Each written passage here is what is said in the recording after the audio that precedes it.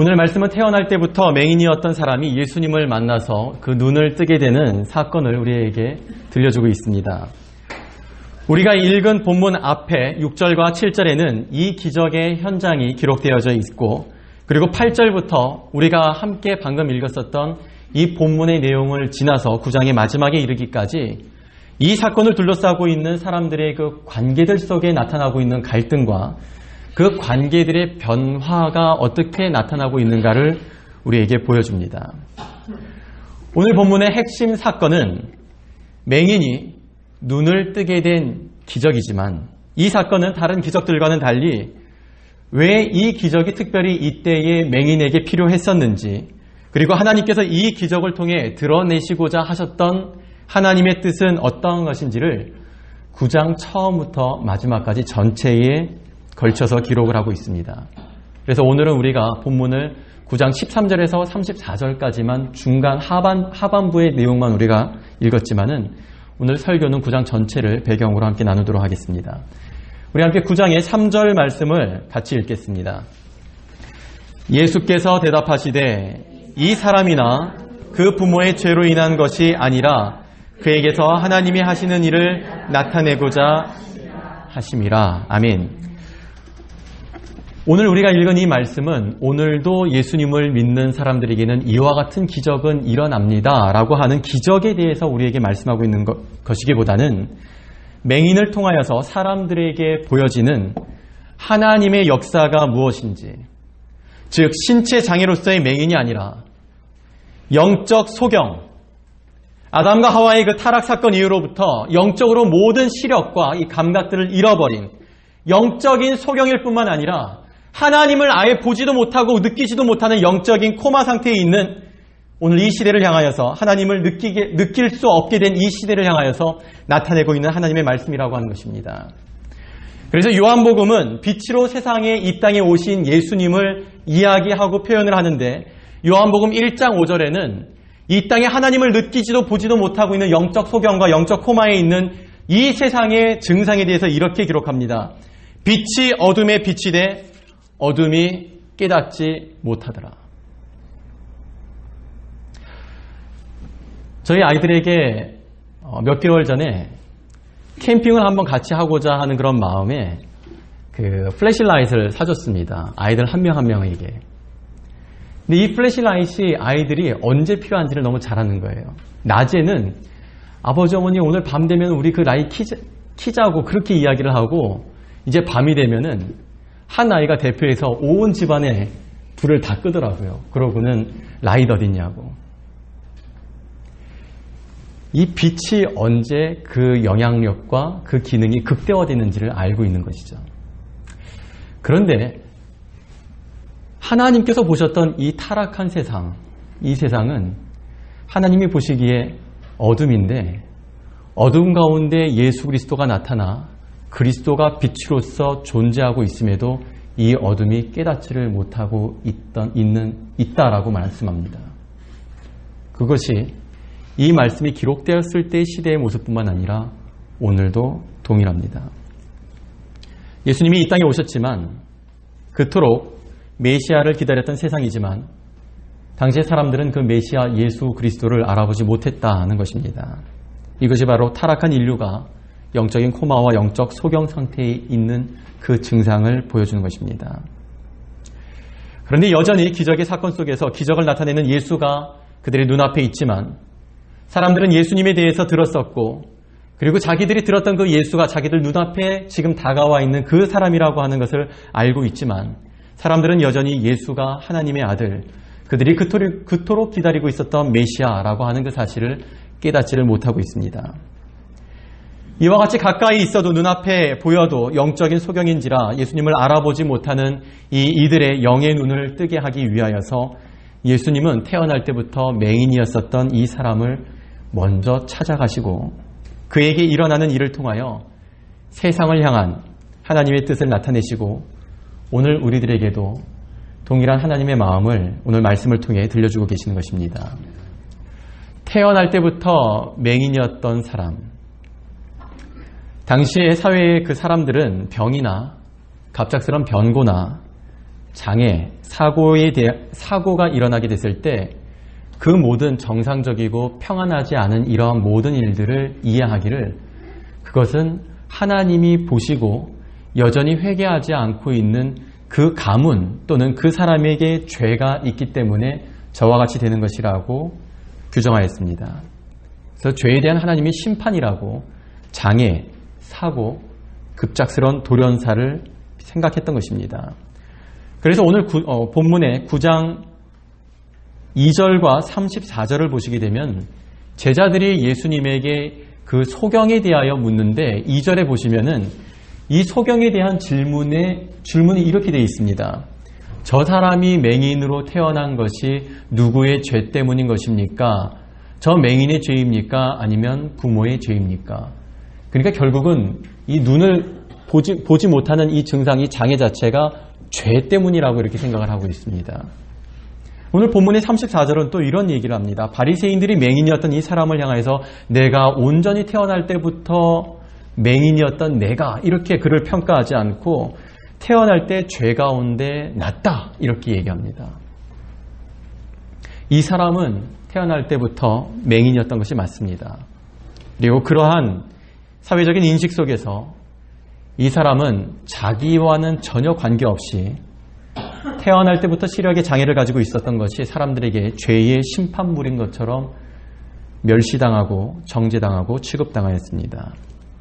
또한 8절은 사람들이 태어날 때부터 맹인이었던 이 사람에 대한 인식을 어떻게 가지고 있었는지 그 사람은 구걸하던 거린이라고 생각을 했습니다. 당시 장애를 가지고 있는 사람들에 대한 인식이 이러하다 보니까 오늘과 같이 장애우들에 대한 복지나 보호나 이러한 것들은 상상할 수도 없었고 사회적으로 충분히 그렇게 해줄 수 있는 여건이 되어도 하나님께서 죄에 대한 심판으로서 그에게 그렇게 했기 때문에 인간이 하나님이 하신 일에 대해서 어떻게 긍휼을 베풀 수 있으며 어떻게 도움을 줄 수 있느냐라는 마음을 가지고 할 수 있어도 돕지를 않았었습니다. 그러했으니 이 맹인은 자기의 죄가 아니었음에도 불구하고 자신의 잘못이 아니었음에도 불구하고 그는 다른 또래의 아이들과 같이 배움의 기회를 가질 수도 없었고 그렇게 시간이 지나서 자녀가 장성하게 되었을 때 부모는 더 이상 이 자녀를 더는 부양할 수 없기에 배운 것이 없어서 지식도 없고 배운 것이 없어 기술도 없어 심지어는 눈 앞도 보이지 않는 그러한 처지의 아들이었음에도 불구하고 그래도 성인이기에 스스로 먹고 살 길은 본인이 알아서 해결해야 하기에 구걸이라도 하며 먹고 살 수 있도록 매일마다 사랑하는 그 아들을 그렇게 내보냈어야 했을 것입니다. 이날도 맹인은 여느 날과 다르지 않게 지팡이를 집어들고 사람들이 많이 오가는 소리가 들리는 그쪽으로 걸음을 향하였습니다. 그리고 그런 아들이 나서는 모습을 보는 부모의 마음은 처음 같지 않게 이제는 그냥 현실로 받아들여지는 무덤덤함으로 나가는 아들을 바라보아하지 않았을까 생각됩니다. 그런데 희한하게도 이날은 이 맹인에게 좀 특이한 날이었습니다. 나가서자마자 자기에게 한 무리가 가까이 다가오고 있는 소리를 듣게 되었습니다. 아무도 마음속으로 이런 생각을 해보지 않았을까요? 야, 저 무리가 나에게 조금씩만 줘도 단번에 제법 조금의 돈은 모을 수 있겠구나. 오늘은 조금 퇴근이 빠를 수 있겠는걸. 그런 생각을 했을 것 같습니다. 그런데 정말 실제로 그 한 무리의 걸음소리가 자신의 아주 가까운 곳에서 멈추었는데 이 맹인이 아무리 귀 기울여 봐도 동전 주머니를 뒤지는 소리라든지 동전을 세는 소리가 도통 들리지가 않는 것입니다. 그렇게 아무런 소리도 안 들리는 그 와중에 그 모여있는 무리 중에 한 사람이 내가 세상에 있는 동안에는 세상의 빛이라는 도무지 이해할 수 없는 한 남성의 이야기가 들려왔고 곧 이어서 침을 뱉는 소리와 그리고 흙을 이기는 소리가 들려왔습니다. 여러분이 맹인이라면 이 상황 속에서 어떠한 것을 생각하시겠어요? 추측해보건대 아마 맹인은 이러한 생각이 들었을 것 같습니다. 자신이 구걸하는 것을 혹시 보지를 못한 것은 아닐까? 아니면 침 뱉는 소리와 흙 이기는 소리를 들으면서 저 사람들도 저들도 내가 죄 때문에 이렇게 됐다라고 생각해서 나를 죄인 다루듯이 하면서 재수 없다며 침을 뱉는 것은 아닌지, 아니면 나에게 다른 아이들이, 동네 아이들이 내가 죄인이라고 하면서 놀리고 해코지했던 것과 같이 흙을 한 줌 모아서 내게 뿌리고 도망가려고 하는 것은 아닌지 순간 여러 생각이 교차했을 것입니다. 그런데 생각과는 다르게 아주 당혹스러운 일을 경험하게 됩니다. 자신의 곁을 지나면서 혀를 차고 지나가는 사람, 죄 때문이라고 하면서 죄인이라고 정죄하는 동네 아이들, 지팡이를 두드리면서 조심스럽게 지나가라도 혹여 지나가던 다른 사람들과 부딪히기라면 재수없다라고 하면서 성을 내고 가는 사람들은 많이 경험했어도 그 누구도 자신의 몸에 스스로 먼저 손을 가져다 대는 사람은 이전에 한 번도 만나본 적도 경험한 적도 없었습니다. 그런데 무리를 이끌고 있는 그 한 남성으로 여겨지는 그 사내가 다들 부정하게 여기고 있는 자신의 몸에 선뜻 스스로 손을 가져다 대었고 영문은 알 수 없는 하나의 행위를 했습니다. 진흙과 같은 것을 자신의 눈에 바르는 것이었습니다. 그리고는 실로암 연못에 가서 그 흙 묻은 눈을 씻으라고 하는 이야기를 듣게 되었습니다. 이와 같이 하는 사람이 누구인지, 자신과 어떤 관계이길래 이와 같이 하는지는 전혀 알 수 없었지만은 맹인에게 직감적으로 알게 되어지는 것이 있었습니다. 자기 눈이 보이지 않기 때문에 자신의 부모가 얼마나 마음고생을 해왔었는지, 그래서 자신의 눈을 고쳐보고자 얼마나 많은 의원들을 찾아다니고 얼마나 많은 약을 해지어 먹였으며 또한 얼마나 다양한 시술들을 했었는지, 누구인지 알지 못하는 그 사내가 자신의 눈을 만지고 진흙과 같은 것을 눈에 바를 때, 그리고 실로암 연못에 가서 흙 묻은 내 눈을 씻으라 할 때 이 사람도 내 눈을 고쳐보고자 뭔가를 하고 있다라고 하는 것을 직감하였을 것입니다. 그리고는 아무런 것도 묻지 않고 자신에게 먼저 찾아와 이와 같이 하는 이분에게서 자신이 앞을 보지 못하는 것을 해결해 보고자 했었던 그 부모와 같은 마음과 사랑이 오버랩되어 느껴지지 않았을까 생각됩니다. 특별히 누구인지 알지 못하는 이 사람에게서 부모와 같은 사랑을 느끼며 감동이 되어지고, 그래서 그 말씀하는 대로 흙을 씻으나 씻지 않으나 앞 못 보이는 것은 매 한 가지인데도 그 실로암 연못에 가서 흙 묻은 내 눈을 씻으라 하는 그 말에 순종할 수 있었던 것은 이 사람이 참 지혜가 있는 사람이에요. 우리 14절 같이 한번 읽겠습니다. 예수께서 진흙을 이겨 눈을 뜨게 하신 날은, 이 날이 언제예요? 안식일. 이게 아주 중요한 키포인트입니다. 모세의 안식일 율법과 안식일 규례를 이 사내가 지금 어기고 있다는 거예요. 유대인에게 있어서 율법을 어기고 규례를 어기고 안식일을 범하는 것은 어마어마한 일입니다.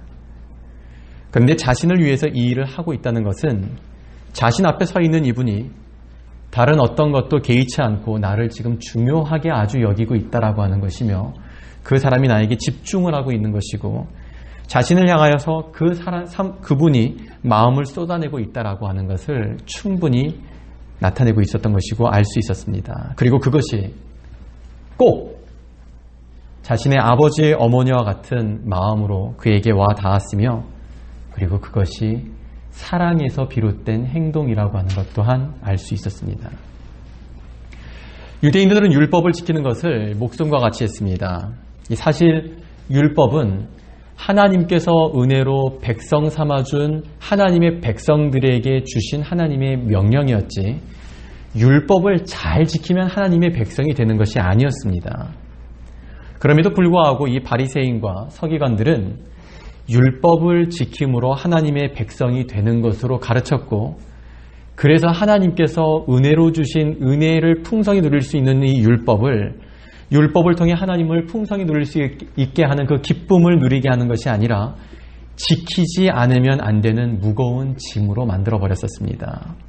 그렇기 때문에 16절과 같은 바리새인들의 논쟁이 그들 속에서 일어나게 된 것입니다. 맹인이 앞을 보게 된 것이 이것이 조작된 사실이 아니라면은 분명 예수라고 하는 이 사람에게서 이와 같은 능력이 나타난 것인데, 그렇다면 하나님께서 예수에게 이 능력을 주신 것이 아니겠느냐라고 생각하는 바리새인이 있었고, 또한 그 바리새인들 중에도 아니다, 그렇지가 않다, 맹인의 눈을 뜨게 하는 것이 아무리 선한 일이라 할지라도 안식일을 범하는 예수에게 하나님이 어떻게 저러한 능력을 주시겠느냐라고 하면서 군중이 아니라 하나님의 말씀을 너무나 잘 알고 있는 바리새인들 사이에서 이와 같은 논쟁이 일어났습니다. 종교적인 권위와 지식이 넘쳐나는 바리새인들이었지만 율법을 잘못 이해하고 적용을 하고 있었습니다. 무엇보다 예수는 지금 자신들이 가지고 살고 있는 이 사회적인 지위와 종교적인 권위를 그가 뒤흔들고 있다고 생각했기 때문에 예수는 건건이 눈에 가시였고 불편했었던 존재였습니다.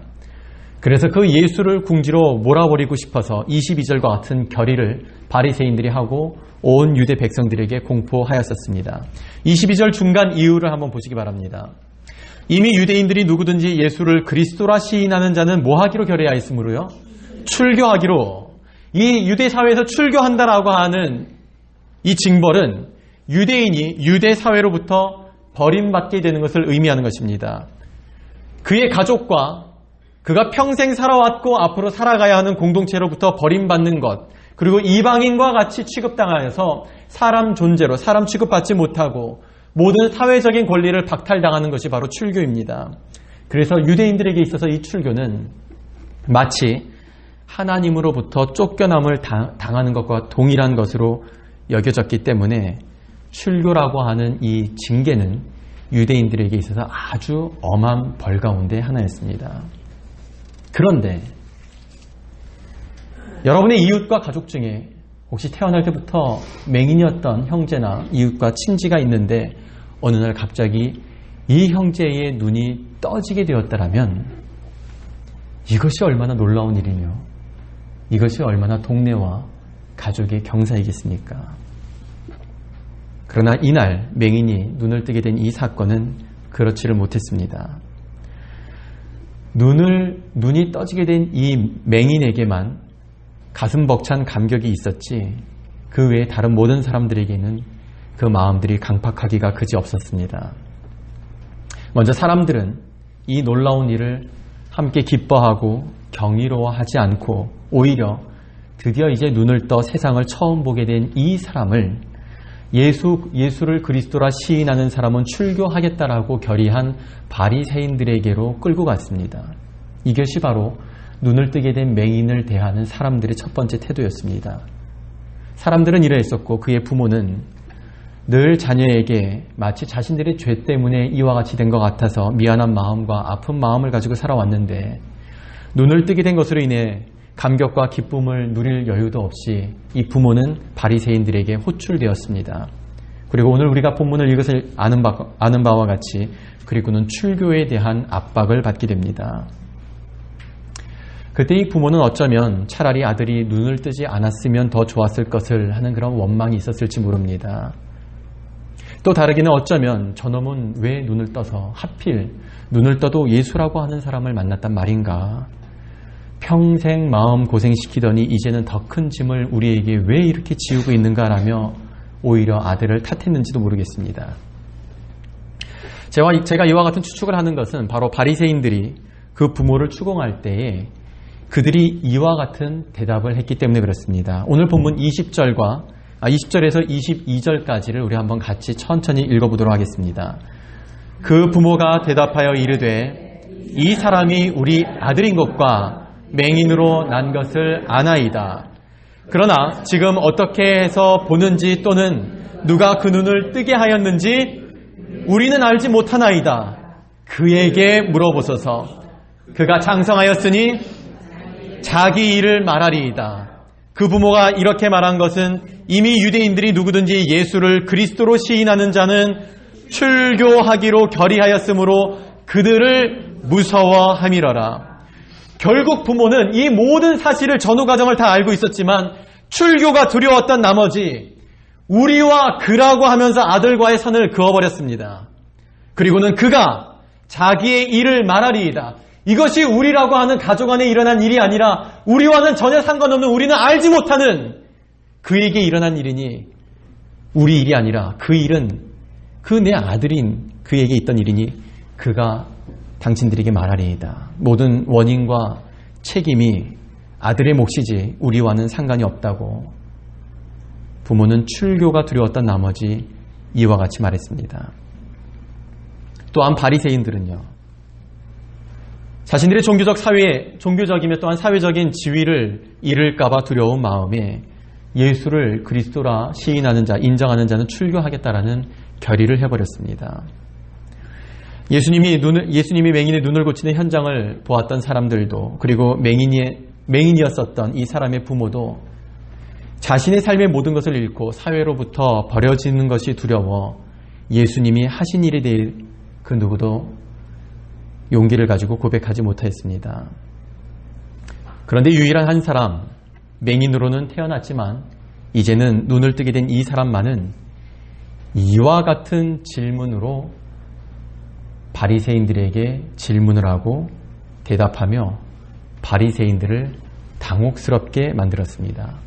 27절과 30절부터 33절까지 우리 한번 같이 읽겠습니다. 27절, 대답하되 내가 이미 일렀어도 듣지 아니하고 어찌하여 다시 듣고자 하나이까? 당신들도 그의 제자가 되려 하나이까? 자, 30절부터 33절입니다. 그 사람이 대답하여 이르되 이상하다. 이 사람이 내 눈을 뜨게 하였으되 당신들은 그가 어디서 왔는지 알지 못하는도다. 하나님이 죄인의 말을 듣지 아니하시고 경건하여 그의 뜻대로 행하는 자의 말을 들으시는 줄을 우리가 아나이다. 창세 이후로 맹인으로 난 자의 눈을 뜨게 하였다 함을 듣지 못하였으니 이 사람이 하나님으로부터 오지 아니하였으면 아무 일도 할 수 없으리이다. 지금 이 말을 조금 더 편안하게 우리가 쉽게 이해하게 풀어본다면 이런 얘기입니다. 내가 분명히 말한 것과 같이 나를 눈뜨게 하신 분이 안식일을 범한 죄인인지는 모르겠지만은 내가 그래도 확실히 아는 것은 내가 태어날 때부터는 맹인이었는데 지금은 보게 되었다라고 하는 것입니다. 근데 왜 그것을 자꾸 묻습니까?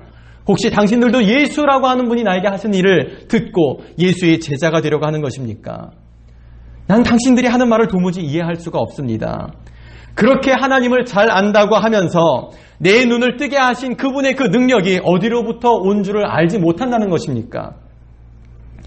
하나님은 죄인의 말을 듣지 않고 그의 뜻대로 행하는 자의 말을 들으신다고 바리새인 당신들이 우리들에게 가르쳤는데 이와 같은 능력이 어떻게 악하다고 생각을 하십니까? 하늘로부터 오신 분이 아니라면 어떻게 이와 같은 능력을 나타낼 수 있다라고 생각한다는 말입니까? 그가 바리새인들이 가르쳐 온 것에 비추어서 그 자신이 경험한 일을 아주 담대하고도 똑바르게 대답을 하였습니다. 눈뜬 소경의 말은 조금도 틀린 것이 아니었지만 이미 예수를 그리스도로 시인하는 자는 출교를 해버리겠다라고 결의한 그 결의에는 반하게 되는 말이었기에 34절은 바리새인들이 이 민망하고도 격분하는 감정으로 어디 죄 가운데 태어난 맹인 주제에 우리를 가르치냐며 그를 쫓아내었다고 합니다. 쫓아냈다는 것은 앞서 결의한 대로 출교시켰다는 것입니다. 그를 출교하게 만든 것은 단순히 바리새인들의 결의일 뿐만 아니라 예수님이 하신 일을 알고 듣고 보았음에도 묵인하고 있었던 맹인의 부모와 사람들 역시 이 일의 공모자가 된 것입니다. 그런데 그 일을 보고 누구도 나서서 말하지 않았었던, 그리고 우리와 그라고 하면서 아들과 자신들의 선을 그었었던 부모와 주변의 사람들의 매정함 못지않게 그들의 이 결단과 태도가 안타까운 것은 이들의 공모는 단순히 그들의 생활권과 이권을 지켜내기 위한 수준의 이야기가 아니라는 것입니다. 예수님을 알고 예수님을 보았어도 자신이 겪게 되는 일들이 두려웠기 때문에 그들의 영이 떠질 수 있는 기회를 스스로 놓아버리고 여전히 영적 소경으로 남기를 선택해버린 그들의 선택이기에 이것이 안타까운 일이 되는 것입니다. 그러한 반면 날 때는 맹인이었지만 예수님을 만남으로 눈을 뜨게 된 이 사람은 자신의 대답과 반문은 결국 자신을 출교하게 만들고 가족으로부터도 영원히 버림받게 된다라고 하는 것을 알고 있었지만 그 사람은 두렵지가 않았습니다. 설령 그의 눈이 떠지지 않았거나 혹은 한쪽 눈만 떠졌거나 혹은 두 쪽 다 뜨기는 떴는데 시력이 약간만 회복되는 정도였다 할지라도 아마 이 사람은 똑같은 대답을 했을 것이라 생각됩니다.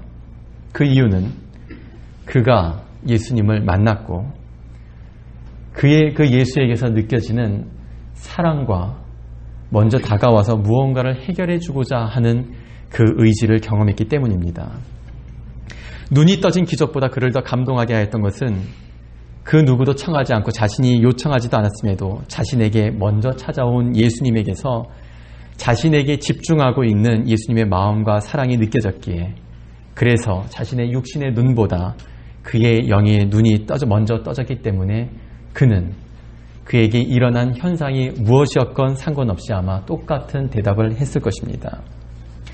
예수님이 먼저 찾아와 주셨다라고 하는 것, 예수님이 그 누구도 해결해 주지 못하는 자신의 아픔에 먼저 손을 가져다 대어 주셨다는 것, 이 날이 안식일이었음에도 불구하고 그래서 그 안식일에 무언가를 하는 것으로 인해서 하는 그 스스로가 궁지에 몰리게 된다는 것을 알았음에도 주저하지 않고 기꺼이 나를 위해 그가 이 일을 하고 계시다라고 하는 것, 예수님과의 만남을 통해 예수님의 마음과 사랑이 태어날 때부터 소경이었던 이 사람의 육체의 눈뿐만 아니라 그의 영의 눈을 뜨게 했고 그리고 그에게 이와 같은 믿음의 담대함을 갖도록 만들어 주었습니다.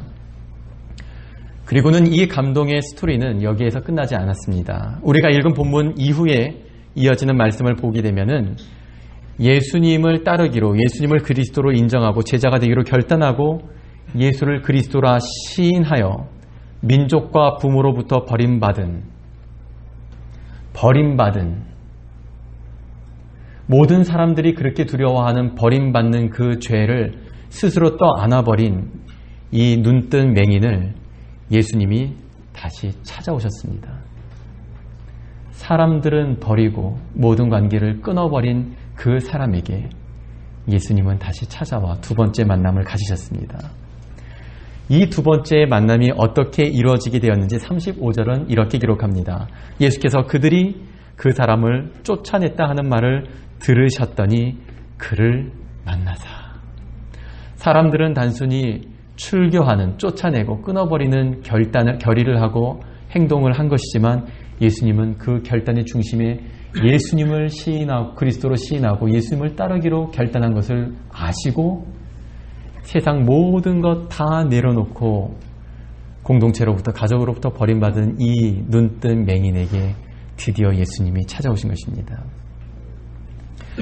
사랑하는 성도 여러분, 성도님들도 예수님을 참 사랑하고 참으로 좋아는 하지만 예수님과 너무 깊은 관계를 맺게 되면 많은 것을 잃을까봐 꼭 걱정하거나 두려워하고 있는 것은 아니신가요? 내가 예수님에게 더 많이 헌신하면은 너무나 많은 것들을 손해를 보고 고난을 겪게 될까봐 혹시 염려를 하고 계시는 것은 아니신가요? 혹여 그러한 고민과 그러한 두려움을 가지고 계시다라면 성도님들과 예수님과의 거리가 마치 내 자신이 맹인이 아니라 맹인 주변에서 멀찍이서 예수님을 바라보고 있는 그 정도의 거리이기 때문에 그런 것입니다. 예수님이 나를 아시고 나 또한 예수님을 아는 직접적인 만남과 인격적인 만남을 여전히 이루고 있지를 못하기 때문에 그런 것입니다. 그런데 혹 여러분 마음 가운데 예수님과의 관계에 대해서 항상 목마르고 주님과 함께 살아가고 있는 그 즐거움을 매일의 삶 속에서 누리고 계시다면 그런 분은 맹인이 예수님과의 첫 번째 만남을 통하여서 예수님의 마음과 사랑에 감동되어 그의 영의 눈이 열리게 되고 그리고 예수님과의 두 번째 만남을 이어가고 있는 맹인과 같은 관계를 예수님과 맺고 있기 때문일 것입니다. 모든 것을 내어던지고 사랑으로 찾아오신 그 예수님을 만나면 맹인이었던 사람과 같이 우리도 모든 것을 다 예수를 위해 내어던질 수 있게 됩니다. 맹인이었던 사람과 같이 예수님을 그리스도로 고백하며 주님을 따르기로 우리가 결단을 하면 맹인에게 예수님이 다시 찾아오신 것처럼 우리도 매일의 삶 속에서 예수님을 경험하며 예수님과 함께 살아갈 수 있게 됩니다. 성도님들과 제가 예수님을 찾고 예수님을 믿는 것이 우리 인생의 기가 막힌 기적, 마치 드라마와 같은 육신의 기적을 우리가 갈망하기 때문에 예수님을 믿고 예수님을 찾는 것이 되지 않기를 간절히 바랍니다. 예수님을 알기는 알지만 예수님이 그리스도이심을 깨닫지 못하여서 본 듯 못 본 듯 아는 듯 알지 못하는 듯 그러한 어정쩡한 자세와 어정쩡한 관계로 예수님 주변에 있지 않게 되기를 또한 간절히 바랍니다. 그 어떤 기적보다 예수님의 마음과 사랑에 감동이 되어서 나의 영의 눈이 떠지는 주님 안에서의 그러한 기적과 쾌감과 즐거움이 여러분과 제 안에 있게 되기를 축복합니다. 예수님을 만나면 예수가 그리스도이심을 고백하게 됩니다. 이전에는 보지 못했던 그리고 깨닫지 못했던 영의 눈이 열려지게 되고 그리고 이 맹인과 같이 예수님을 만나게 되니까 믿음과 담대함을 얻게 됩니다. 여전히 익숙치 않아서 성경을 꾸준히 읽고 또한 기도 생활하는 그 경건 생활이 쉽지는 않겠지만은 우리가 운동이 처음이 힘들고 어렵지 꾸준히 하다 보면은 근력과 지구력이 생기고 처음에는 그냥 마냥 부럽기만 했었던 기술과 수준도 우리가 가지게 되는 것과 같이 경건 생활도 그렇습니다. 성경을 읽을 때 계속 숫자가 나오고 누가 누구를 낳고 누구는 몇 살에 죽고가 반복된다 하더라도 포기하지 말고 꾸준히 성경을 읽어보시기 바랍니다. 어느 순간이 되면은 성경에 맥이 잡히게 될 것이고 그리고 성경 말씀을 읽었을 뿐인데 지난 내 삶이 성경의 말씀을 통하여서 풀어지는 것을 경험하게 될 것이고 앞으로의 내 삶이 성경의 말씀을 통하여서 보여지고 계획되는 것을 경험하게 될 것입니다. 지금은 기도가 다른 사람들과 같이 유창하지 못하다 할지라도 그리고 내가 기도하는 것을 누가 볼까봐 내가 기도하는 소리를 누가 들을까봐 소리도 못 내고 기도를 많이 하는 분들과 같이 기도하는 맛을 좀 알고 맛보고 싶은데 그것이 나에게는 그러한 복은 없는 것처럼 여겨진다 할지라도 그냥 그 마음을 접고 포기하지 마시고 꾸준히 기도의 시간과 한번 자리를 지켜보시기 바랍니다. 기도라고 하는 것은 내 만족과 채움의 행위가 아니라 하나님을 독대하고 하나님을 향하여서 하나님과 시간을 갖는 것이기에 분명코 포기하지 않고 기도하신다라면 기도하는 중에 어느 순간 하나님과 통하고 있는 것을 경험하게 될 것입니다. 성도님들을 위해서 기도하겠습니다. 여러분의 영의 눈이 열려져 세상으로부터 위협을 당하는 삶이 아니라 이 세상이 감당 못하는 믿음을 가진 성도 되시길 위해서 기도하겠습니다. 영의 눈이 열려져 날마다 나를 포기해도 날마다 나를 찾아와 능력과 믿음을 더해주시는 주님과의 친밀한 삶을 경험하고 이루어가는 성도 되시기를 위해 기도하겠습니다.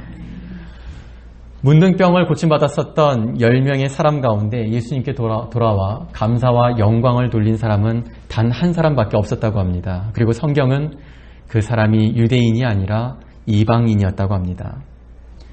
그가 이방인이었음에도 예수님은 은혜를 알고 돌아와 감사와 영광을 돌리는 이 사람에게 육신의 문둥병뿐만 아니라 내 믿음이 너를 구원하였다라고 선포해 주심으로 그의 영의 문제까지도 해결해 주셨습니다.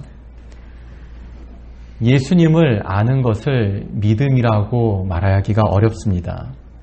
우리가 예수님을 믿어왔었던 그간의 신앙생활 속에서 대단히 기가 막힌 일을 그동안 경험했다 하더라도 그 경험을 두고 믿음이라고 단정하여 말하기도 어렵습니다. 믿음은 관계입니다. 교회와의 관계, 교회 안에 믿음 좋은 사람과의 관계, 목사와의 관계가 아니라 예수님과의 관계가 믿음입니다. 그리고 그 관계는 만남이 있어야 시작이 될 수가 있습니다. 예수님께서 먼저 청하지 않았었던, 알지 못했었던 그 맹인에게 예수님이 아셨고 먼저 찾아오셨던 것과 같이 예수님은 언제나 우리를 먼저 찾아오십니다. 필요에 의해서 우리가 필요하기 때문에 우리를 찾아오시는 것이 아니라 우리와 친밀하고도 인격적인 관계를 맺고 싶어 우리를 찾아오십니다. 그래서 우리의 영의 눈을 열어 주님을 볼 수 있게 또한 주님이 보시는 것을 우리도 볼 수 있게 은혜를 베풀어 주십니다.